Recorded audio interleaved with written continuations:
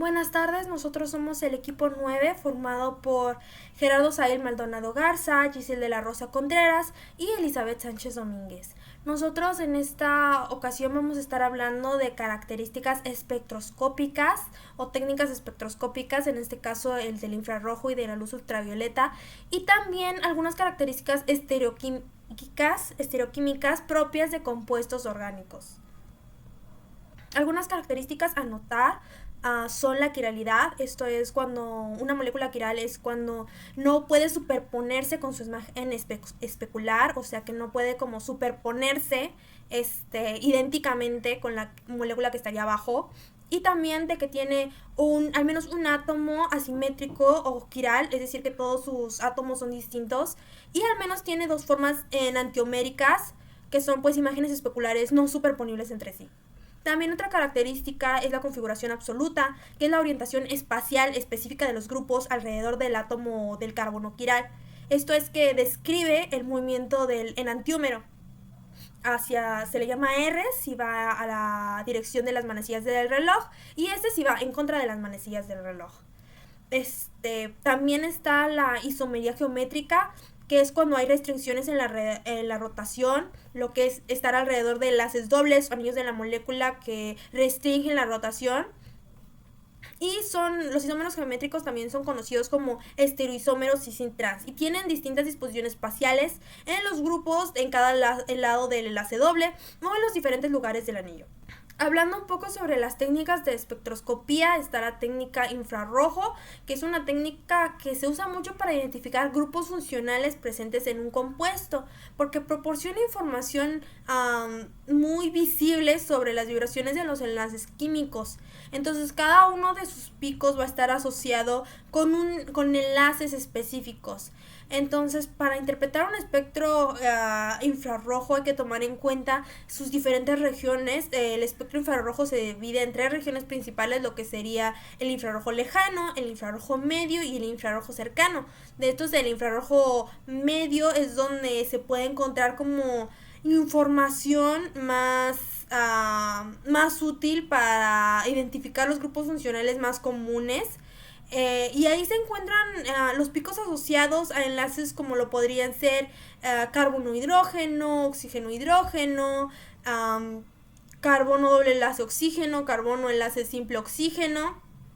Y cada uno de estos enlaces va a tener su propia frecuencia. También hay que tener en cuenta al identificar el espectro infrarrojo los patrones de absorción, que es cuando generalmente los picos más intensos en el espectro y más anchos, o sea como más visibles, van a indicar la presencia de grupos funcionales más polares, como lo pueden ser el oxígeno-hidrógeno o el nitrógeno-hidrógeno. Y los picos como más estrechos y de menor intensidad van a indicar por lo mismo grupos funcionales menos polares, lo que sería como carbono-hidrógeno o carbono-carbono. Entonces se identifica cada pico individualmente y luego que ya se tiene como la opción del grupo funcional que se cree que se encontró, se revisa con la estructura de la molécula para comprobar si realmente corresponde. Aquí tenemos un pequeño diagrama de lo que serían los pasos para poder sacar el espectro infrarrojo de la vitexina, lo que sería desde preparar la muestra, ponerla ante la emisión de radiación infrarroja, y después ya se pueden ir controlando las condiciones experimentales por las cuales se van a procesar los datos, se va a generar el espectro, y ya una vez generando el espectro se puede iniciar la verificación. Para la muestra de infrarrojo de la vitexina, en este caso, tuvimos que seguir una serie de pasos. Primero, lo que es preparar la muestra, emitir la radiación infrarroja, que esta va a ser la fuente de luz, y encontrar un facilitador para la interacción entre el infrarrojo y nuestra molécula. En este caso fue el cristal ATR, que este es un cristal que tiene una refracción que le permite traspasar las características del infrarrojo de mejor manera. Y también esto nos permitió tener condiciones experimentales controladas. En el caso de la gráfica infrarrojo que encontramos para la absorbancia, tenemos un rango entre 1100 y 1260 nanómetros. Esto quiere decir que no pudimos encontrar o o asociar todos los enlaces, como por ejemplo los enlaces de la acetona de C, doble enlace con la O, que es el grupo predominante, el grupo funcional predominante de esta molécula, junto con los ciclos aromáticos del benceno. Solamente pudimos asociar lo que es los enlaces de carbono-carbono en acetona, que van desde el 1100 a 1300 nanómetros estimadamente, lo que nos daría que todos estos picos que encontramos en la gráfica de absorbancia infrarroja de la vitexina son de carbono-carbono. Esto se debe a, más que nada, un problema con la capacidad de la máquina con la que se realizó la espectrometría en este caso, pero muy seguramente si tuviéramos un rango mayor podríamos ver los grupos funcionales como los dobles enlace de oxígeno con el carbono, o por ejemplo los dobles enlaces de un benceno, entre otros. Teníamos también la espectroscopía ultravioleta visible o UV-Vis, que es una técnica más que nada para analizar la estructura de la molécula y también para medir su concentración, la concentración en que está el compuesto orgánico. Se basa en la absorción de radiación electromagnética en el rango de longitud de la onda ultravioleta y visible por parte de los electrones de los compuestos. En este caso, el espectro va a estar expresado en nanómetros y las transiciones que ocurren mediante los electrones de los compuestos orgánicos.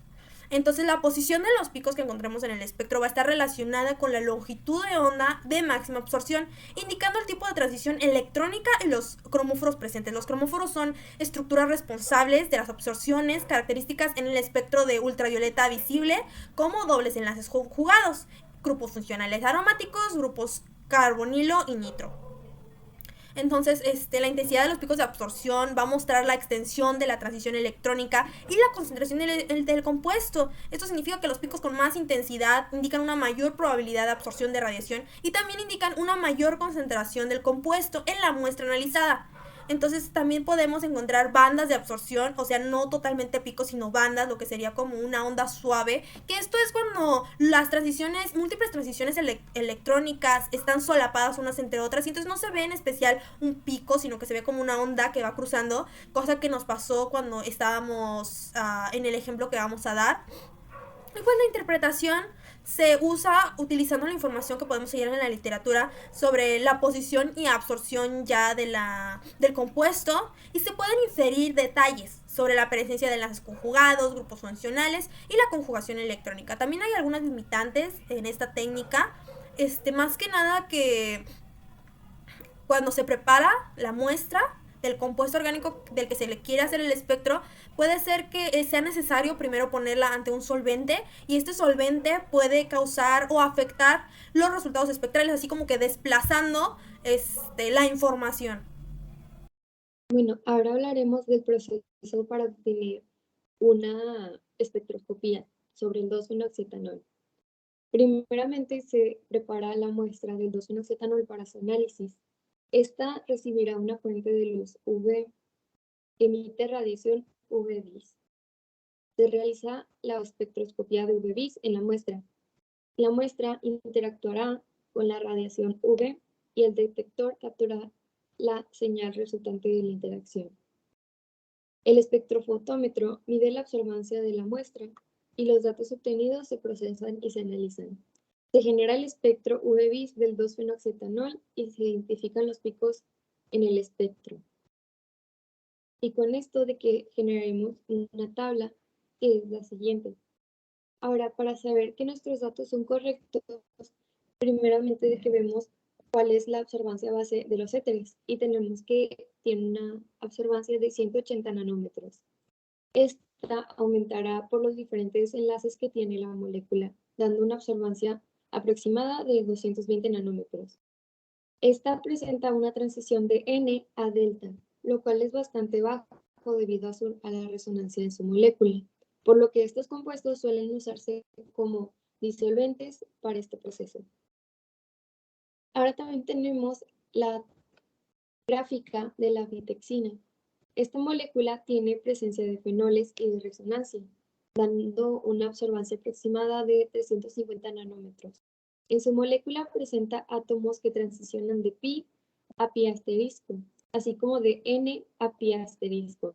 Y como dijimos anteriormente, al tener resonancia, la energía requerida para estas transiciones es mucho menor. Y eso sería todo. Así podemos concluir que tanto la espectrometría de rayos ultravioleta como la de rayos infrarrojo son un gran método para la identificación de moléculas, ya que primero que nada son muy precisos.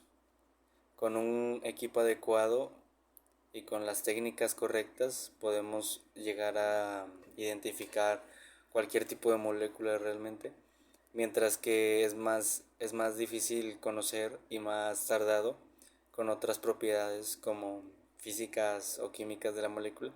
En cambio aquí con lo que es la espectrometría de UV y EIR, al final cada molécula tiene una espectrometría única, este, a pesar de que se repitan de que se repitan picos, o las gráficas sean muy similares entre algunas moléculas u otras, siempre va a haber algo que diferencie a la gráfica, por ejemplo, de la vitexina, del otexitanol, etcétera, de cualquier otra.